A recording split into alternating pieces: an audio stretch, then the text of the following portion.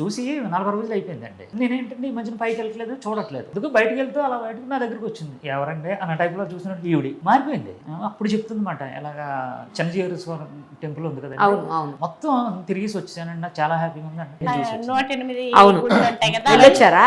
చక్కగా ఏం కాకుండా నడిచే తిరగాలి కదా అక్కడ, లోపల అంతా తిరిగేసాను. ఇంక ఒక్కసారి కాకపోతే 2 సార్లు కూడా తిరిగేసాను. ఇక్కడ వచ్చే ముందు రోజు మేము స్వర్ణగిరి టెంపుల్ ఎంట్రన్స్ లోనే నేను వీల్ చైర్ వెతుకుండేదాన్ని, నడవలేక.